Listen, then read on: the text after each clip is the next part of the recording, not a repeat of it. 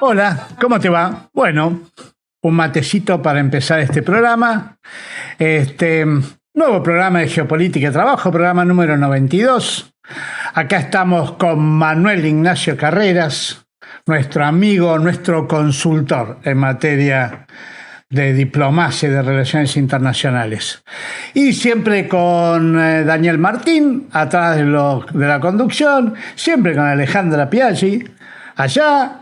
Y hoy no puede estar Rubén. Rubén está sumamente atareado últimamente, pero bueno, estuvo la vez pasada, estará la próxima vez. Hola Manuel. Muchas gracias como siempre. ¿Qué tal? Muy buenas tardes. Gracias por la invitación. Por favor, es un placer. No, por favor. Además, dialogar con vos es un lujo. Bueno, hoy nos pareció importante llegar a tratar este tema que un poco quedó ahí relegado por el Mundial, por la guerra de Irán y... ¿Cuál de todos? Tenemos una agenda bastante Tenemos amplia. El tema del escudo de las Américas, The Shield of the Americas, porque el título del organismo es en inglés. Se traduce así, pero bueno, el logo está escrito en inglés. ¿No te vas a acordar como una doctrina Monroe reformada del siglo XXI?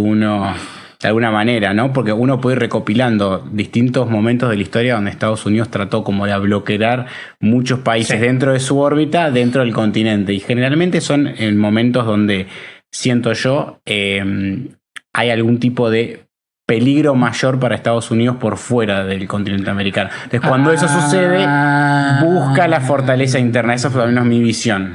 Interesante eso también, ¿no? Que en los momentos de amenaza, exacto, se refugia en... Tiene una lógica geopolítica, porque obviamente el continente americano es un continente que se autodefiende por los océanos. Claro. Tiene su parte más vulnerable, si uno lo piensa, por arriba, por el norte. Es la parte más... Si fuera invadido el continente americano, sería invadido por el norte. Bueno, lo pueden invadir técnicamente, pueden entrar por Alaska a pie. Hay una parte que está congelada, la parte que está congelado se puede ir a pie. O por Groenlandia. O por Groenlandia también. O por Canadá. O por el Océano Ártico. Puede ser un despliegue de tropas inmenso. No tan inmenso, pero mucho menos grande que venir por el Atlántico o por el Pacífico o por la Antártida. Es imposible por ahí.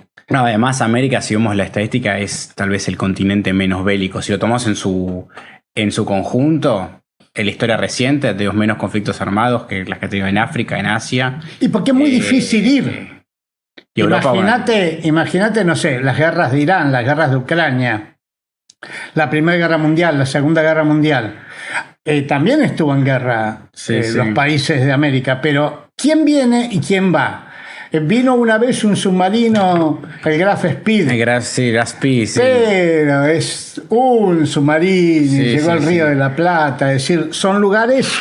Pero bueno, yo creo que por esta razón Estados Unidos ahora está tratando de ver si se queda con Groenlandia, si se lo arranca a Dinamarca, porque Groenlandia es territorio dinamarqués, europeo, a pesar de que está en el continente americano. Sí, lo habíamos charlado, no al aire, pero en el cierre de uno de los programas, creo que el último programa que vine, respecto de toda la política que también tiene Estados Unidos con respecto a lo que es Groenlandia y el reclamo sobre una zona de ultramar más al norte, donde pueda tener un reclamo más fuerte de grandes yacimientos petrolíferos.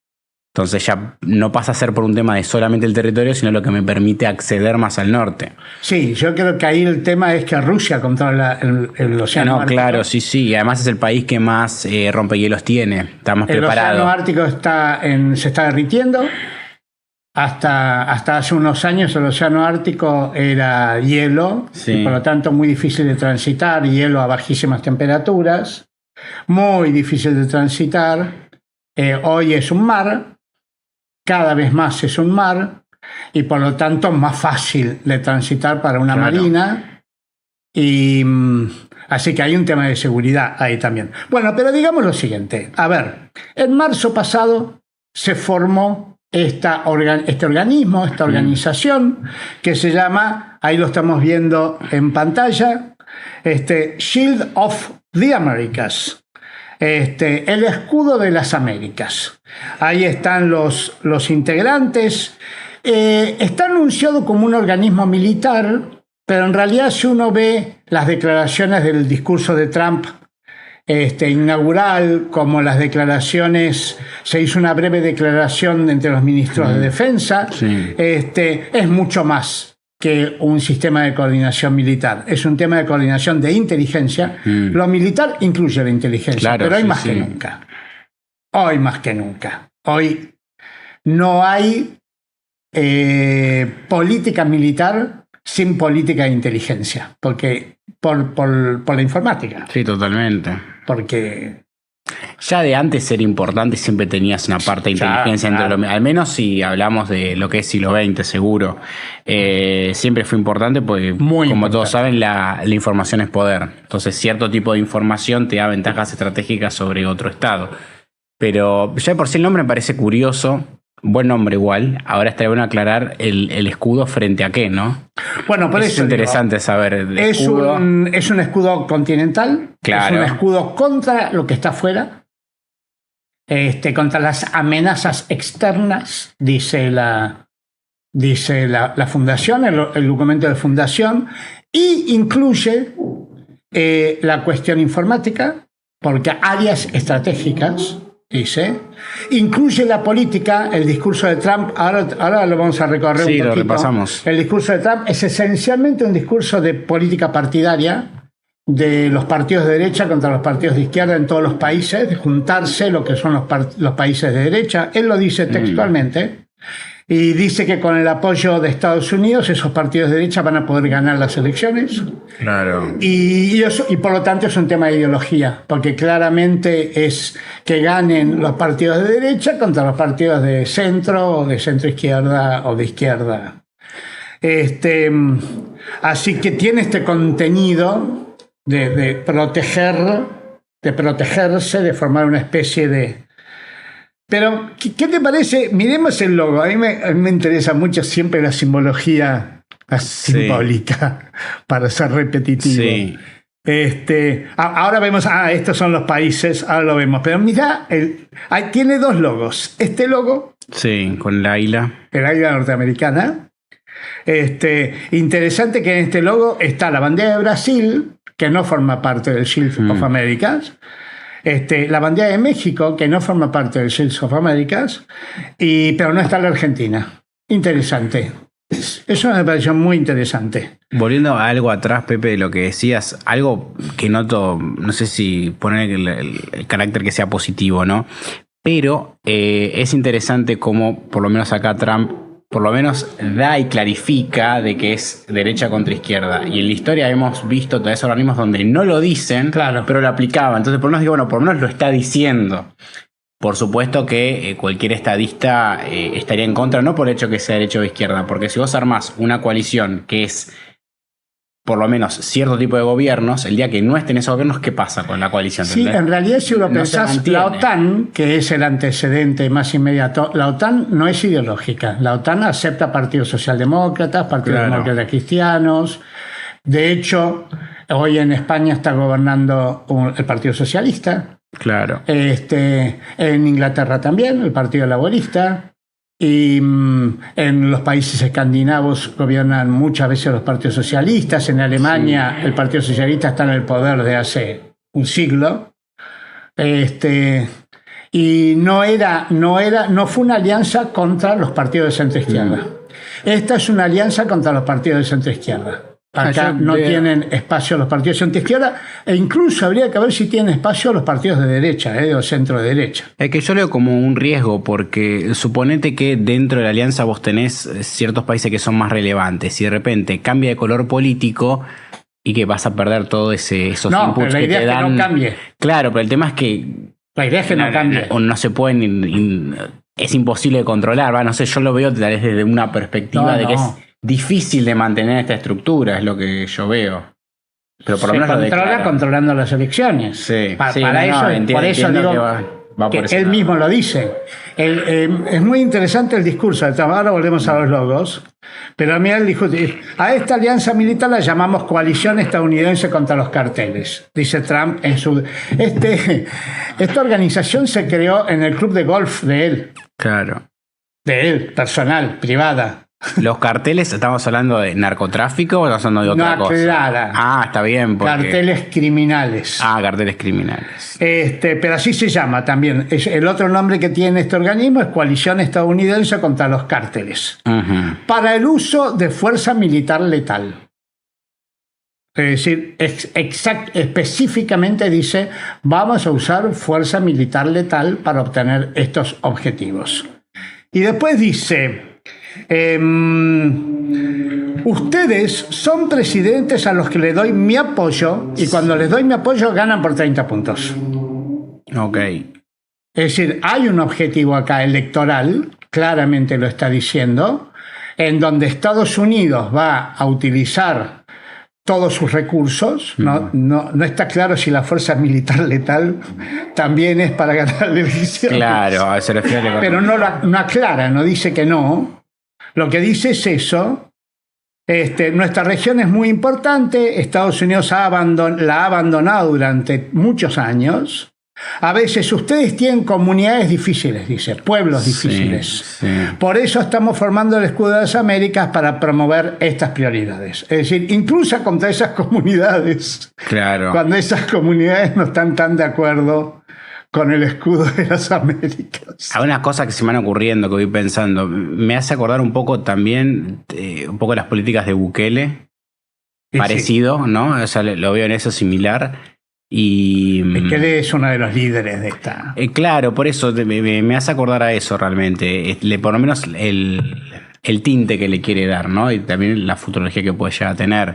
Igual en eso creo que tiene razón respecto de lo que es la parte económica. No sé si 30 puntos, o sea, entiendo que lo dice como algo como alentador, diciendo saben que tienen esto, pero no hay dudas que si prestan plata y con esa plata se utiliza bien y a veces llega, lo comunicas bien en campaña electoral, sin duda que te puede dar un plus. O sea, si tienes billetera, sí, claro. En ese sentido, sí, ahora hay que ver si lo militar en qué puede ayudar.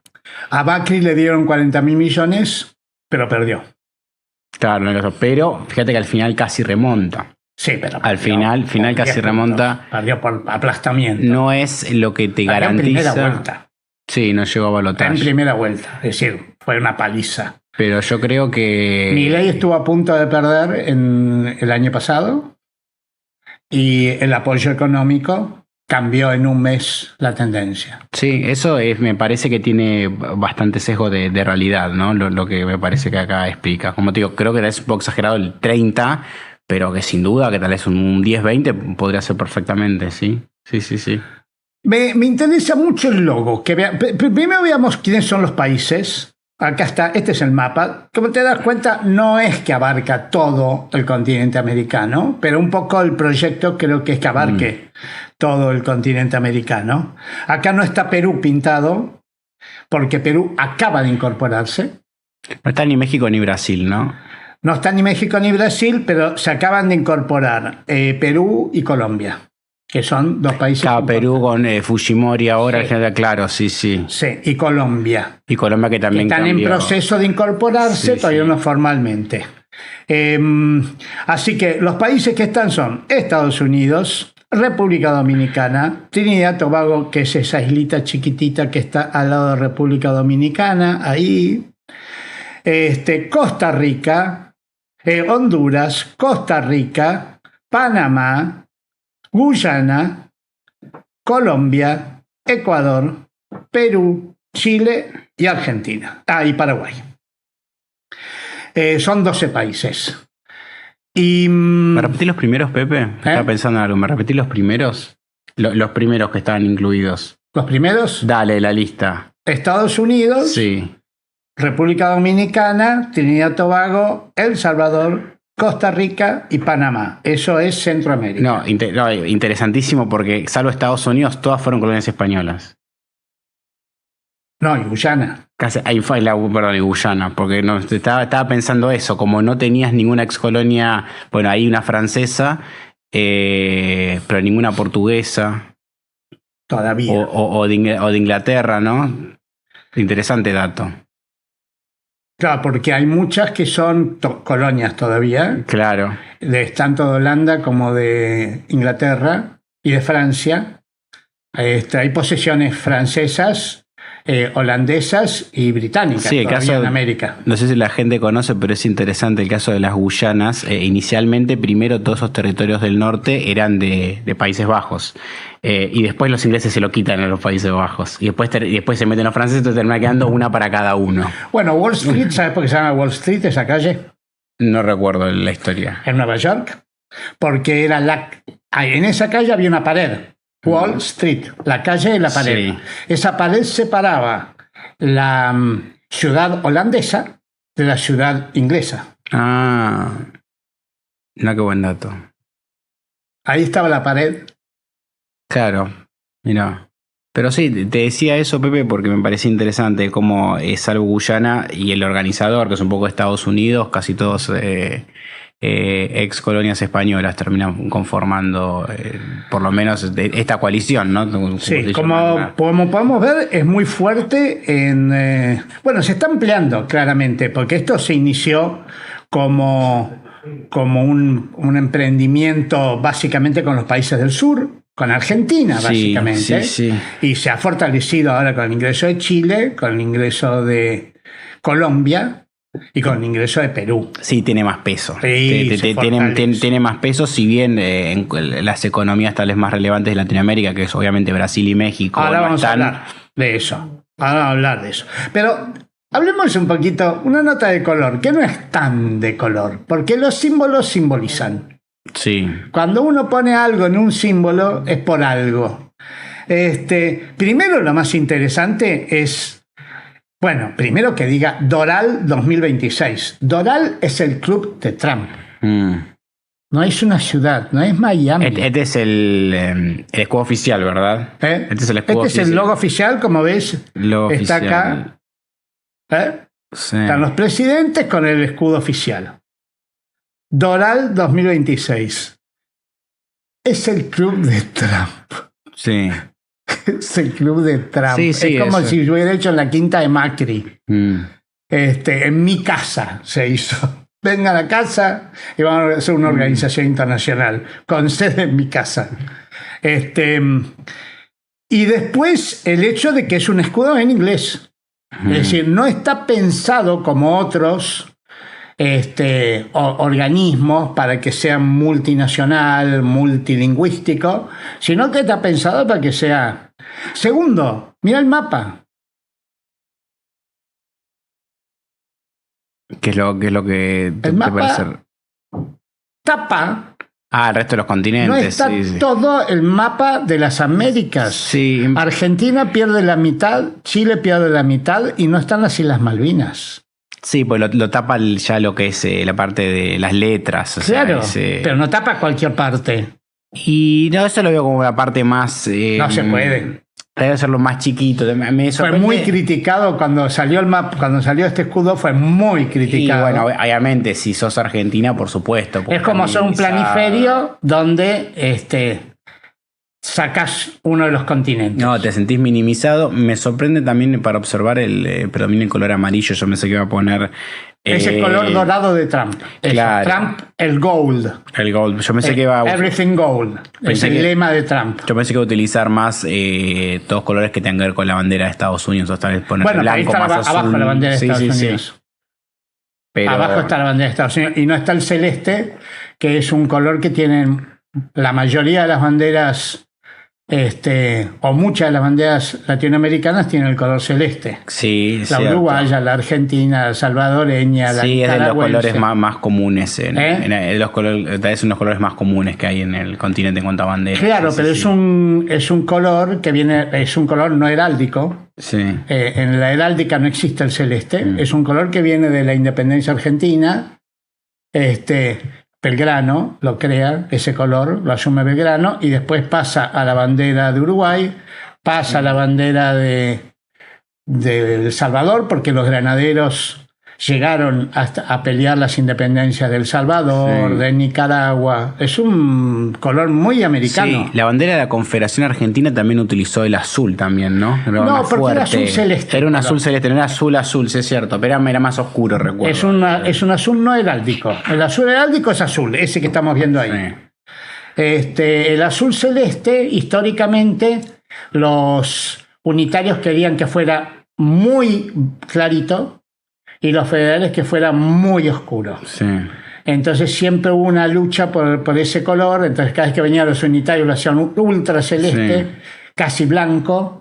Cada vez que venían los federales lo hacían muy oscuro, pero siempre fue azul celeste. Y lo definió Alfonsín. La democracia definió el color. No es verdad eso, que ahí se termina de dilucidar. Y también otra cosa relevante, Pepe, dijiste, respecto de, vemos que está todo en inglés, ¿cierto? Y la mayoría de los países hablan español, pero bueno, se entiende que es algo que está direccionado por Estados Unidos, claro, entonces Bueno, va a ser y todo de esa fíjate manera. las estrellas arriba. También. ¿Por qué 5 estrellas? Buen dato. ¿Tenés la respuesta o es una pregunta? No está la respuesta, ni 5 oficial ni estrellas. extraoficialmente, aunque extraoficialmente se dice que son las 4 regiones de América, de las Sí, Américas, Sí. con Estados Unidos en el centro, guiando. 4 regiones, que Sudamérica, Norteamérica, no, ¿cuál es? ¿Cómo la dividen? 5. Norteamérica, Centroamérica, Sudamérica y el Caribe. ¿Y la quinta? Nos falta. No hay claro. quinta, es Estados Unidos. Ah, por Que guía. eso. Y la quinta de Estados Unidos que guía. Raro.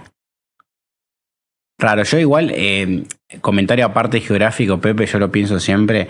A mí me gustaría que por un tema organizativo, cuando se estudia historia o sobre todo geografía en los colegios, me parece que es a veces más práctico, siento yo, por la cantidad de países, tomar América en su conjunto. Me pasa lo mismo con Oceanía. Que más, te tiro un dato que tiene que ver con fútbol. Ya pasó el mundial, pero lo tiro igual.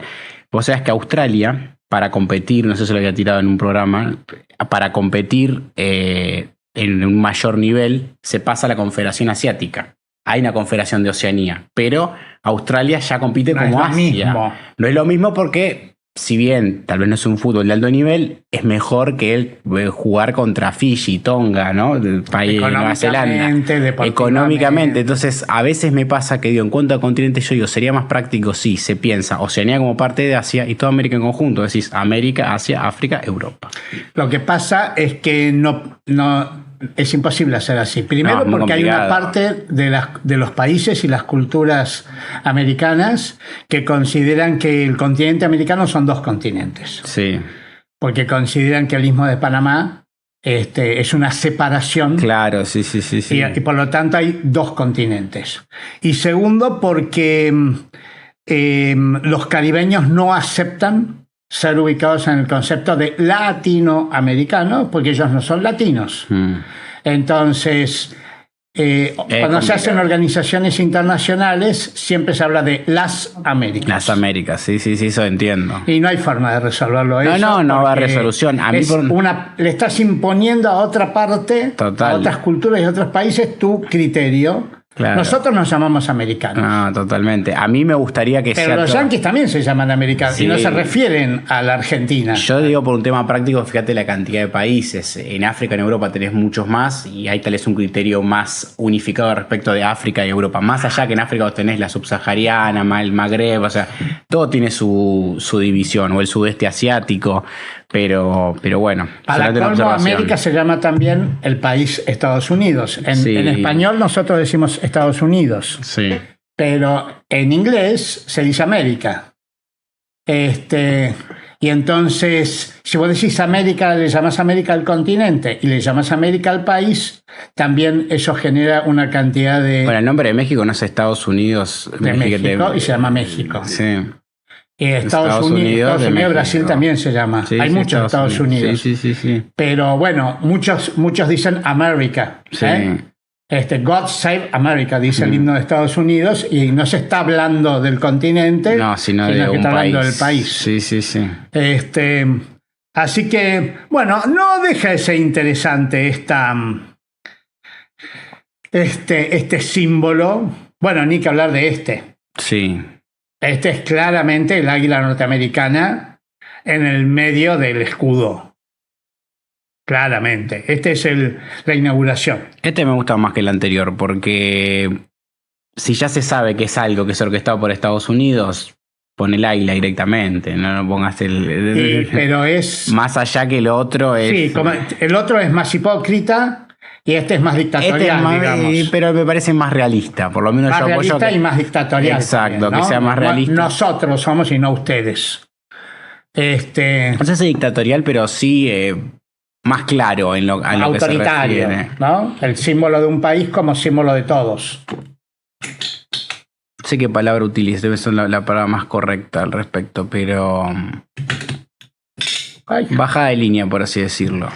O que queden claro de quién es el autor intelectual. En realidad el símbolo de un país no debiera ser el símbolo de los demás países. Pero cuando hay dominación... No, además acá se nota en lo que es la naturaleza por lo menos de este tratado, de este acuerdo, que claramente se nota que es con un tinte político, por supuesto, pero el trasfondo es militar, por supuesto.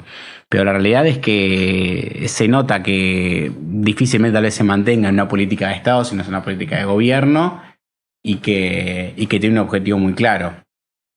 No sé, yo por lo menos lo veo de esa manera. Sí, lo que quiero decir, no podés poner, qué sé yo, el símbolo de un país, no sé, el escudo de México. No lo podés poner como escudo de Argentina, porque es el escudo de México. No, a él le faltaría... Si México logra imponerle a la Argentina que use su escudo, es porque hay un dominio de México sobre Argentina. Se me acaba de ocurrir, Pepe, deberían mezclarlos, deberían poner, si quieren, el águila, pero de fondo el continente, de poner las dos cosas. Pero el águila es el de un país. Sí, por eso. Pero por lo menos de fondo si ese símbolo domina en la simbología, es porque domina en la realidad. Sí. No, digo, son símbolos. Y además yendo un tema... Simboliza el dominio. Además yendo un tema práctico. Geopolíticamente en lo que es en nuestro continente, toda América, me refiero a América continente, no hay ningún país ni que se asemeje a llegar a rivalizar en algún aspecto concreto con Estados Unidos. Entonces, de alguna manera, no hay una manera que haya otro país que le pueda, de alguna manera, discutir las reglas de juego, ¿no? Es que es como clarísimo. No estoy de acuerdo con eso. ¿No? Yo lo siento de esa manera. Yo no estoy, por lo menos, no de acuerdo a la Carta de las Naciones Unidas, porque existe el principio de soberanía. No, claro. Y el principio de soberanía dice que tu voto y el mío es el mismo. Claro. Y que vos no tenés derecho a imponer mis leyes y yo no tengo derecho a imponer tus leyes. Sí, pero hay que ver en este tipo de acuerdo, ¿entendés? Al respecto, en este tipo de acuerdo... Es internacional. Sí. Es un acuerdo entre países. Sí. Por lo tanto, no hay superioridad, no hay supremacía. Si hay supremacía, es una supremacía de tipo colonial. No lo hay, por lo menos yo creo, en lo legal, en lo formal. Claro. En la práctica termina dándose esa supremacía de un país o del otro, imponiendo condiciones. El colonialismo sí, sería como es un símbolo de colonialismo, decís vos. Que no se dice, pero se muestra. Sí, habría que buscar un nuevo concepto, porque viste que allá hace mucho tiempo utilizaban muchos autores lo que es neocolonialismo. Bueno, y habría que buscar uno nuevo, viste, porque no sé si es colonialismo o neocolonialismo, pero dominación, sí es una manera de influir. El concepto político es dominación. Sí, yo creo que... Dominación, dependencia, independencia, dependencia. Sí. Se habla mucho de dependencia ahora. Tanto Estados Unidos como Europa está hablando mucho. Es que la puedes generar, ¿viste? Lo que dijo lo de, esa garantía de 30 puntos más, lo que sea. Pero la realidad es que si eso les termina rindiendo a un país, el otro va a decir, si tengo el apoyo, me sirve. Y es verdad, se puede generar esa dependencia en algún punto. Y ahí es colonialismo directo. Y es el objetivo. Porque si vos incidís de tal manera que la votación de un país está generada por mi acción de otro país, eso es colonialismo. Neocolonialismo, lo mismo, el neo. Sí, que obviamente lo hacen más de un país, no es solamente Estados Unidos, pero en este caso, en América, a nivel político... No, pero como decís vos, ¿cuántos países pueden influir en las elecciones? Por eso, lo que es muy interesante analizar, Pepe, es como, básicamente Rusia lo ha hecho con otros países, China en menor medida, pero dale, Rusia es un buen tiene ejemplo. Una vieja tradición de no Sí, meterse China en no cuestiones tanto. internas. Yo creo que Rusia sí, pero en el caso más cercano, Históricamente. claro, históricamente también. Nosotros lo vemos como Argentina, si fuésemos Kazajistán, bueno, ahí diríamos la influencia rusa, Claro. Pero bueno, en este caso es... Que también es el viejo colonialismo zarista. Claro, Porque sí, la Unión sí. Soviética hereda, la Unión Soviética no nos olvidemos que es un país europeo. Sí, Rusia es un país europeo, Sí, monarquía sí. europea, sí, sí, que hereda el viejo zarismo europeo asiático, sí. que es esencialmente asiático, porque hacia el sur y hacia el Pacífico, ¿no? Es neocolonial también. Entonces está bueno analizar eso, porque es independientemente del país, pero en este caso hablamos de grandes potencias con a veces ese ánimo expansionista, no a nivel territorial, porque hoy en día no están así, al menos no en América, ¿verdad? En los continentes sí, digamos, hay mucho más disputas territoriales de las que podemos encontrar acá, pero sí a un nivel político-militar. Sí, porque hoy lo territorial, qué sé yo, fíjate la acción de Estados Unidos en Venezuela. Bueno, viste que Trump dice que ahora es parte de Estados Unidos, que le Sí, puso pero- Estado 51, Estado 52. Él juega con lo territorial. Sí. Y como que considera que ahora es territorio norteamericano. Claro. Pero hoy no se necesita meterlo en el mapa para controlarlo. Totalmente. Y además yo creo, a mi criterio, creo que en el continente americano están como, por lo menos, más definidos los límites territoriales que sí podemos encontrar en África o en Asia, donde aún sí tenés esas disputas, no sé, hay un montón de ejemplos. Armenia y Azerbaiyán, por ejemplo. Bueno. Es uno clarísimo. Decís, acá está bien dividido y uno te va a decir sí y otro no. Por supuesto que acá, no sé, tal vez algún boliviano puede venir con algún problema de la guerra con Chile en su momento. Ya o sea, me parece que no. siempre va a haber, pero dentro de todo, yo pues trato Trump siempre de ver... metió algunas cosas como al decir que Canadá tiene que pasar a ser parte de Estados Unidos, al decir que Groenlandia tiene que ser parte de Estados Sí. Unidos, y al decir que Venezuela y Cuba tienen que pasar a ser Estados Unidos.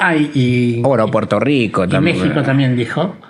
Ahí está metiendo una cosa territorial que no estaba antes también. No, es como volver a discutir cosas que en su momento se discutieron y se establecieron de esa manera. En el lenguaje está. Diga la sensación que es poco probable, Poco problema. pero en el lenguaje sí está ese tema de ampliar el territorio. Viste que ahora Estados Unidos ya no llama más Golfo de México, sino Golfo de América. Y también ahí juega con el doble significado de la palabra. Y también... América como Estados Unidos y América como continente americano. Y yo creo que en esos casos, ¿no? Hipotéticamente, si supongamos de que podrían, como si fuese como el TEC, ¿verdad? Conquistando esos territorios, para mí, y esto creo que es importante entenderlo, de acuerdo a la utilidad que tenga ese espacio geográfico, ¿no? Por el caso de Puerto Rico es interesante. Claro, ahí está Si otro. bien es un estado más, en la práctica no termina siendo, tienen un representante en el Congreso, pero no tiene influencia, no vota. Entonces, de alguna manera, es como que decís, Hay una cosa. está, pero no está. Puerto Rico tenía un montón de problemas estructurales por huracanes, por... ¿Viste la presentación Bad Bunny en el Super Bowl? No lo vi, pero... Bad Bunny es un cantante puertorriqueño Sí, lo ubico. que canta en el Super Bowl Sí. y hace toda una presentación como diciendo, nosotros no somos Estados Unidos, nosotros somos Puerto Rico. Todo en español, que Trump la criticó acérrimamente, dice que tendrían que expulsarlo. Es que nunca incorporaron totalmente, o sea, mi opinión personal de Puerto Rico es que lo ponen como si fuese un estado, pero a la vez no lo es. Entonces Ellos es como asimilan, hay una canción de Bad Bunny Entonces que está en un dice, gris. no queremos ser Hawái. y está en un paso más sería ser un Hawái, claro, pero están en un gris y eso lo notan y yo creo que mismo los puertorriqueños saben que no son totalmente incluidos. Sí tienen la facilidad de ir, trabajar en Estados Unidos, enviar las remesas a su país, que son cosas que son útiles para el puertorriqueño, pero después no se ocupa Estados Unidos de Puerto Rico como sí de... Todavía hay un estados. tema de colonialismo territorial. Lo que pasa es que la principal modo del colonialismo hoy es financiero. Financiero informático. es porque hoy la computación y las comunicaciones son tan veloces y está tan integrada a la economía que no es tan necesario ocupar territorialmente si yo puedo obtener ganancias por vía financiera. Claro, bueno, eso yo creo que lo hace. Por eso se llama, cuando viste que el neocolonialismo Sí, se refiere más a eso, más a lo al financiero. Fondo Monetario, a la deuda externa, a las regalías. Sí. Eso yo creo que desde el lado de Estados Unidos la realidad es que es una estrategia que por lo menos en varios países la implementan de manera muy eficiente. Sí, porque claro, utilizando el recurso económico terminan teniendo influencia, por Inglaterra supuesto. vive de eso. También, Inglaterra aún no sigue. produce nada. Eso. No produce más nada. Sí, bueno, se fue dedicando también un poco más a tercerizando en cuanto a la industria más de servicios que manufacturas o materia prima. Y la industria de servicios que le da mucho ganancia derivando en la India. es esa industria, la City. Sí, es cierto. La famosa City de Londres. La City no, es autogobernada. Sí, eso lo había leído una vez, un artículo muy interesante. Eso lo hizo Margaret Thatcher. Margaret Thatcher levantó toda la parte productiva. Sí.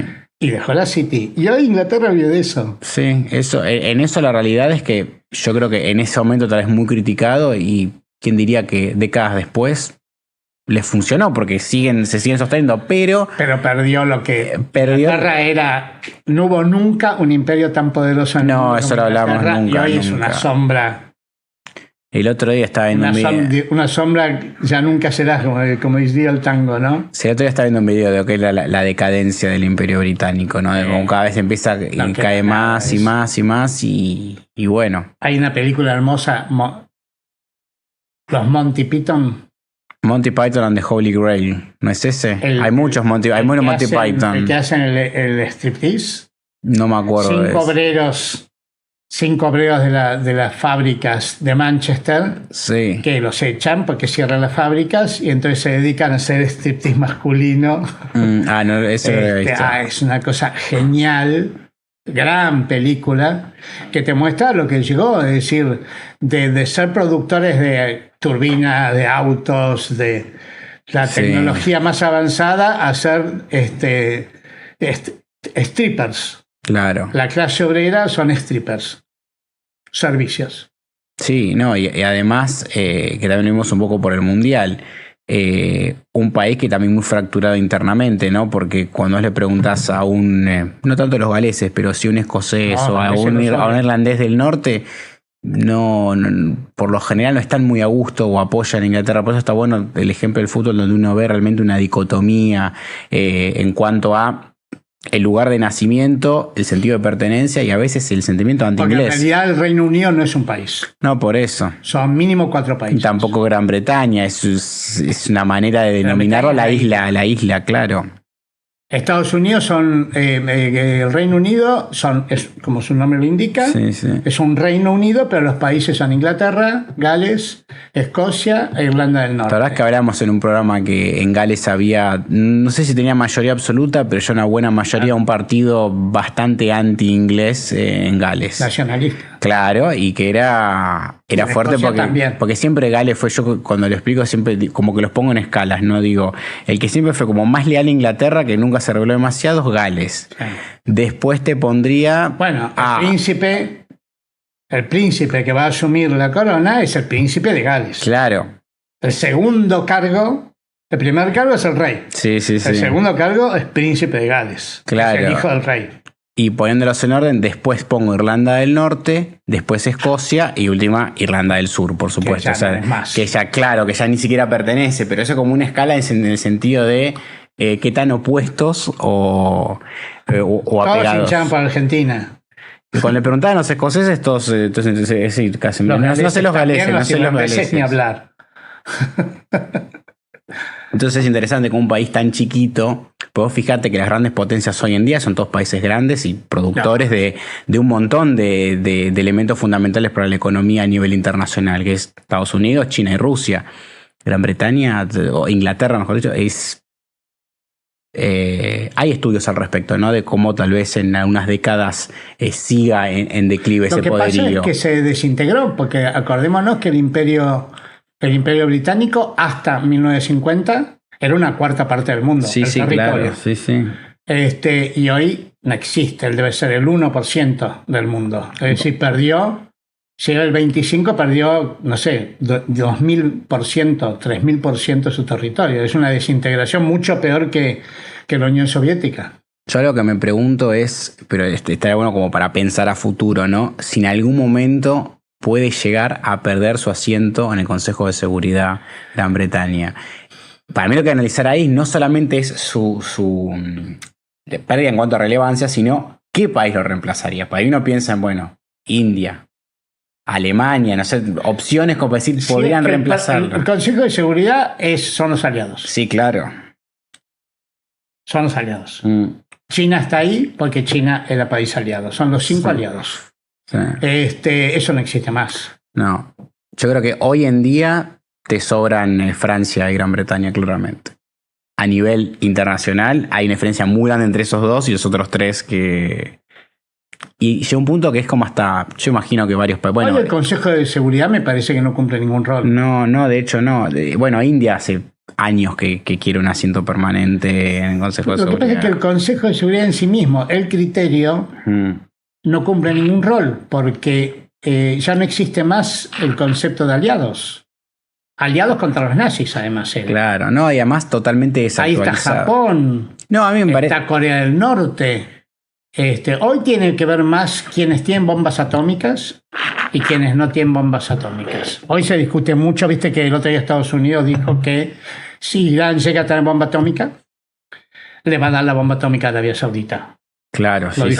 Lo dijo Rubio, creo, si mal no recuerdo. Sí, para contrabalancear. Claro, quiere decir que en lo inmediato hay una altísima probabilidad de que se amplíe los países que tienen bombas atómicas y que el equilibrio, porque el Consejo de Seguridad es un sistema de equilibrio. Sí, claro. Y que el equilibrio ya no se dé tanto por vía diplomática del Consejo de Seguridad de los aliados contra los nazis, es una cosa, sino que se dé más por quienes tienen bombas atómicas y quienes no. No, eso es cierto. Desde ese punto de vista hasta se justifica que sigan estando porque ambos tienen ese armamento nuclear, ¿verdad? Pero si uno se pone a pensar en vez de un Consejo de Seguridad que esté rondando la idea de lo que es la parte más militar, creo que estaría bueno que sea un Consejo de Seguridad pero pensando en términos económicos, ¿no? Ahí sería algo totalmente diferente de qué países moldean la economía a nivel internacional. Tipo G20. Pero más reducido. Pero el problema es que cuando estaba el G7 no servía. Si lo haces más reducido, no incluís es verdad a los que deciden. Que el G7 sí fracasó, es cierto. Pero, por otro lado, también te queda corto. El G8 también. Pero también te queda corto en materia de seguridad 5. Porque ahí última hace un club con todos los que tienen armas nucleares. Ya que estamos o sea, tenemos en eso, un club de 8 o 9 países. Una de las cosas que yo quería tocar acá, porque creo que tiene mucho que ver con el escudo de las Américas, es el tema del G3. Sí. Porque en realidad, si uno lo piensa geopolíticamente, ya desde la época de la Segunda Guerra Mundial, desde la época de los aliados, el principal concepto de equilibrio estratégico es el equilibrio entre Estados Unidos, China y Rusia. Totalmente. Es lo que se llama G3. Sí. Si vos lo pensás, es lo que pensaron en su momento tanto Kissinger como Brzezinski. Claro, sí. El triunfo de Estados Unidos sobre Rusia, sobre la Unión Soviética en la Guerra Fría fue por la alianza de Estados Unidos con China. Si quienes manejan el mundo en términos militares económicos son estos tres países, el que logra aliarse con el otro gana. Es un tute. Claro, sí, se entiende. El famoso juego del tute, para los que nos están viendo, es un juego de 3 en donde pierde el que quedó en el medio. Sí. El problema lo que noto es al haber, por supuesto que hay muchas complementariedades, sobre todo en lo económico en cuanto a Estados Unidos y China, ¿no? Eso es clarísimo. Pero yo lo que siento es, al haber también tantas diferencias entre los tres, no llega a haber un acuerdo total entre dos contra el otro. Pero me parece que en este momento la alianza China-Rusia para mí, no para mí, es lo que dice la estrategia Trump. Sí. fracasa, no es que fracasa, sino que los viejos conceptos de Kissinger y Brzezinski terminaron cumpliéndose para mal, porque lo que ellos decían, los dos decían, que si alguna vez iba a haber una alianza entre Rusia y China, Estados Unidos iba a perder. Claro. Y finalmente sucedió la alianza entre Rusia y China, y entonces lo que dice Trump es, esto ya no sirve. Lo que tenemos que hacer es refugiarnos en América, América para los americanos, renunciar o retirarnos de Europa, porque Europa está semi perdida, no retirarse territorialmente y militarmente, pero sí en costo, no poner más plata en Europa, y refugiarse acá. El tema para eso es la estrategia de Trump, por eso es político ideológico. Claro, pero el tema es que te quedás sin aliados fuertes. Tenés que buscar un aliado suficientemente importante, no porque claro, porque si salís no tenés más, pues si salís de Europa, lo único que pienso es la India para mí, lo único que podría ser. Pero la India no entra en el triángulo. No, por supuesto que no entra, pues pero es el único que digo que India, Brasil, Australia, igual, Israel, son potencias regionales. Igual después hay que ver a qué nivel de integración regional puede llegar a ser el futuro de Rusia con China, ¿no? Porque siendo limítrofes, la realidad es que uno piensa para muchos analistas que debería haber sido mucho más complementario desde hace años. Sin embargo, nunca fue de esa manera. También tuvieron conflictos muy fuertes. Acuérdate que en su momento la mayoría de las tropas rusas están en el límite con China. Claro. Ahí esta alianza se produce por Ucrania. Sí. Ahí lo que pasó es que Estados Unidos decidió apoyar al bando occidental de la guerra civil ucraniana y enfrentar a Rusia. Y eso produjo el acercamiento, empujó, pues lo dice Trump eso, ¿no? Sí. Cuando Trump critica a Biden por la política norteamericana en Ucrania, dice, nosotros echamos a los rusos a brazos de los chinos. Claro, y también se nota mucho, Pepe, en los que en varios conflictos de Medio Oriente, donde generalmente hay a veces tenés discrepancias de Estados Unidos apoyando un bando, Rusia otro, Siria, por ejemplo, son lo que me se viene a la mente, ¿no? Y China no interviniendo tanto, ¿no? Y uno se para pensar, ¿qué si China un día de mañana empieza a intervenir más del lado de Rusia, apoyando a un país de Medio Oriente contra Estados Unidos? Ahí sí se ve otra lógica diferente y el 2 contra 1. Lo que pasa es que me parece que tanto Estados Unidos como Rusia tienen un componente militar muy fuerte y China no. No, por eso... China tiene un componente comercial muy fuerte. O tal vez, yo creo que es fuerte militarmente, pero no tan expansionista. Es decir, no va mucho más allá de lo que puede ser su zona de influencia en Asia Meridional. No va más allá de la eso. Presencia china, por ejemplo. China tiene una fuerte presencia en África, tiene una fuerte presencia en Europa y tiene una muy fuerte presencia en Sudamérica. No es militar. Es esencialmente comercial. Esto debe ser chino, esto es chino, la computadora es china, el micrófono es chino, y militarmente no está acá. No hay un barco chino en las costas de Argentina ni en las costas de Europa. Creo que su fuerte es lo comercial. Yo creo que también se lo habrán analizado y se habrán dado cuenta tal vez que eran, imagino, ¿no? El gobierno chino lo debe saber mejor, pero tal vez demasiado recurso para el resultado que podrían obtener.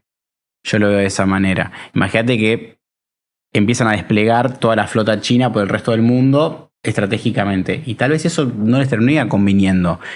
Más que nada también porque tenés mucha influencia de Estados Unidos. Pero además, si yo puedo conquistar Argentina vendiéndoles mates, ¿para qué los voy a invadir? ¿Para qué los voy a amenazar? ¿Para qué les voy a tirar misiles? A nivel naval creció mucho China al punto de desafiar a Estados Unidos en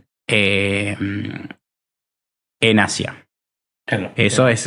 mares chinos, claro. Mares chinos, sí. Pero es defensivo eso. Fue defensivo, claro, fue para contrarrestar. Porque Estados Unidos tiene una marina enorme. Y entonces era una gran vulnerabilidad de China. China, si es invadida por mar. Sí. Y entonces tiene una gran vulnerabilidad por el lado marítimo. China es muy vulnerable.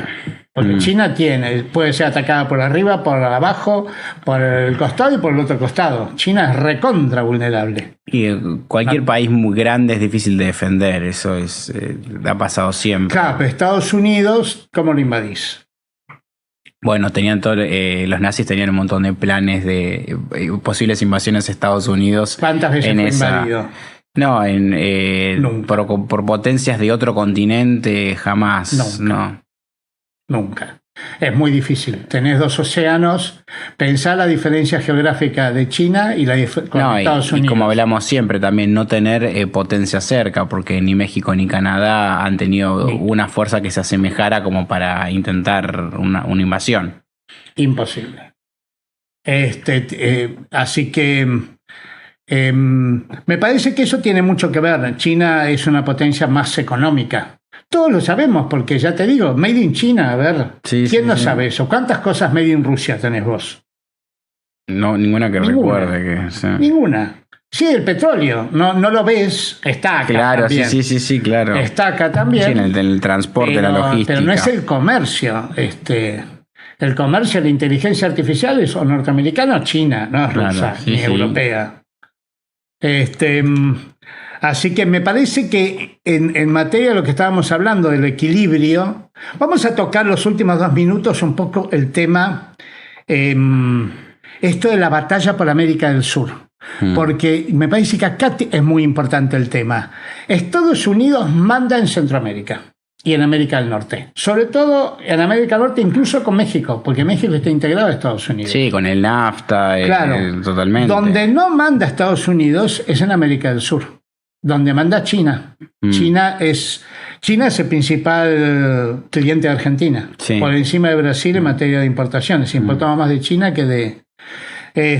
China está haciendo un puerto gigantesco en Perú, que es el puerto de Chancay.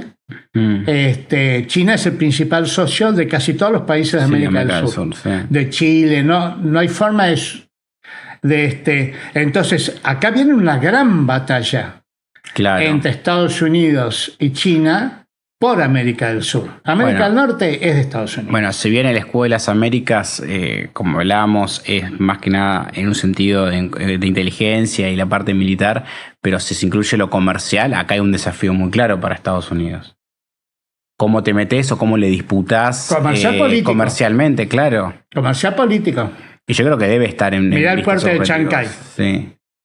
Debe estar entre los objetivos de Washington, no tengo dudas. No, yo creo que la cuestión ahora, me parece, en términos del escudo de las Américas, son estas 3 elecciones. Claro, sí. El 3 de octubre, Brasil, fundamental. Si el escudo de las Américas le gana a las elecciones a Lula, bueno, no es casual que Milei haya ido primero a Brasil a apoyar al candidato opositor y después a Perú a apoyar a la nueva presidenta. Sí. En el mismo viaje. Entonces tenemos 3 elecciones en los próximos meses, 3 elecciones determinantes para este escudo. El 3 de octubre en Brasil, el 4 de noviembre en Estados Unidos, intermedias, las elecciones de las Naciones Unidas, que no hay que dejarlo, que si bien hoy no es tan importante, pero va a ser este año, y las elecciones en la Argentina en octubre del año que viene. Esas 3 elecciones definen el equilibrio en las Américas. Coincido. Así que ahí, yo creo que por ahí, esto también, la presencia de Palantir y de las grandes multinacionales, así que, bueno, vamos a ir viendo. Yo creo que este tema hay que seguirlo tratando. Yo creo que de algún modo el gran dilema sudamericano es eso que poníamos ahí, que es, bueno, nos vamos a una organización de tipo militar que defienda, que ponga trincheras para que el continente esté separado, o nos vamos a la economía y eso es más chino. Es verdad. Así que, bueno, el escudo de las Américas, la muralla del continente americano. Lo tenemos que seguir tratando. Así que, Manuel, muchísimas gracias. Daniel, muchísimas gracias. Por favor, muchas gracias.